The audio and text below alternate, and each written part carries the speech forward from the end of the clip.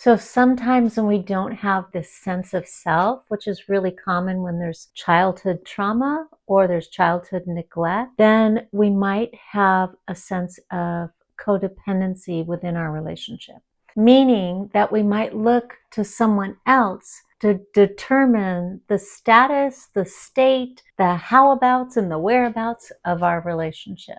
Hi, I'm Dr. Trish Phillips. I'm a psychotherapist. I'm a mama of adult kids, and I am an inner child, inner world advocate. I use Doodle to connect to help me explain and visualize concepts that can sometimes be hard to digest with just words.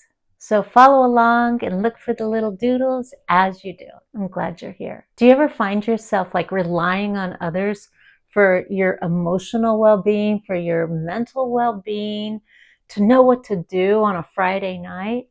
Yeah, that's common. And there might be a hint of codependency within that behavior. So let's explore 5 traits within a codependent relationship. See if maybe there's a few of them you might fit in. First trait, is it difficult for you to set boundaries? If you're codependent, it might be so hard for you to set boundaries, maintain boundaries, keep boundaries, honor your boundaries, all of the above. Check for this.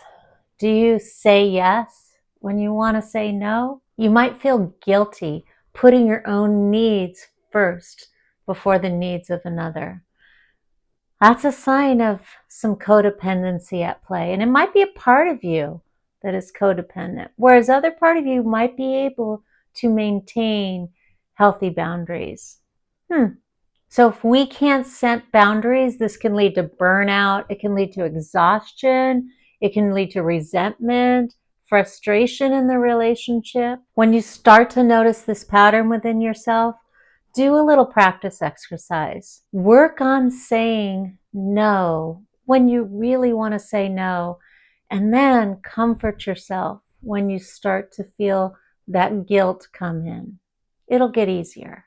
Another hallmark trait of codependency is low self-esteem. It's kind of been set up to be needed or valued by others.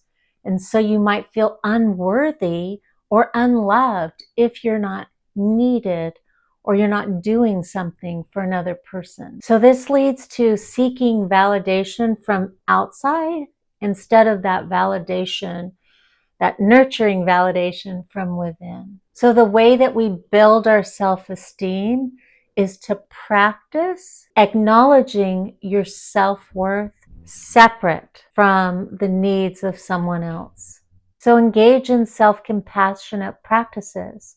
Celebrate yourself, your own wins, instead of looking for someone else to notice and celebrate you. Remind yourself, like I've said before, that you are enough, just as you are. The third trait we see within a codependent person is this need for control. And it's not often demonstrated that graphically, and we don't even really recognize that we're trying to control. Sometimes it sounds like, I'm just trying to help, or I'm just trying to make you happy.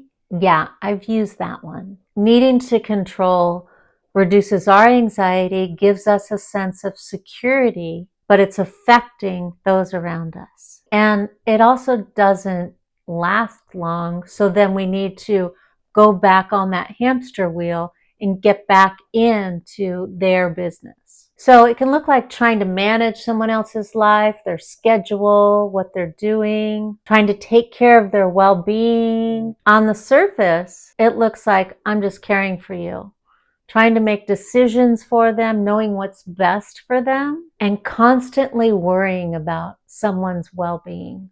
I don't think they're asking for that. And the audacity, I finally realized, of thinking I knew what was best for someone else. I mean, I hardly even know what's best for me. Ridiculous.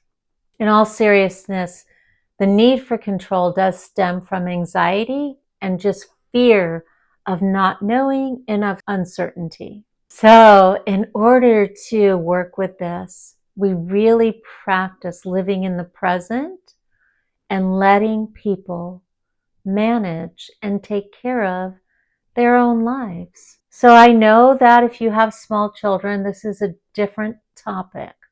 But as children start to age, it's allowing them to have that responsibility that they need in order to grow into the adult that can take care of their own life. And if we're talking about a relationship, your partner should have come to you with this skill. So what I like to do is focus on what I can control, and that's my actions and my reactions to people. So another trait of a codependent is a difficulty expressing and knowing their own emotions. There might be a lot of suppressing of emotion for a codependent, and that's in an effort to try to calm this turmoil that's going on inside.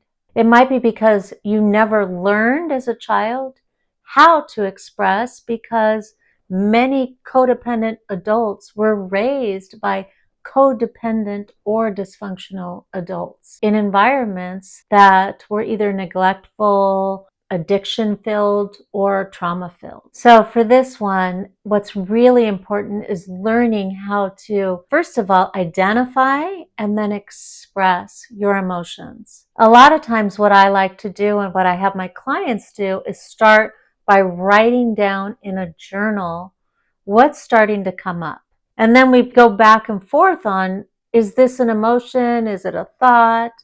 But then practicing, how would I say this? Sometimes starting that directly can feel really threatening. So I like to go to art, but you can also go to music, you can go to nature or exercise or a hobby to help you start to move things through as you express. So the final trait I want to talk about today for the codependent is this overdeveloped sense of responsibility for others. It's often the child you see as the little adult, the caretaker in the family. They might be called the fixer, the helper, someone who's always there and has a solution, very solution focused, thinking about the next thing you can do, maybe offering unsolicited advice, always there with something that can solve a problem. So the point that I find helpful for the over-responsible person is that everyone is ultimately responsible for their own lives. I mean, it's a great thing to help others. There's a lot of volunteer organizations that are arranged specifically to help others, but not at the expense of your own health and your own mental and emotional well-being. So just learn to practice setting limits and to prioritize your own needs. So the first step to breaking free of codependence within inside of ourselves is to notice what we're doing and notice the pattern. When we notice any pattern, we can bring ourselves back into balance. If you found this video helpful, I'd really appreciate a like, maybe even you could subscribe, and we can continue to doodle, to connect together, and I'll see you real soon.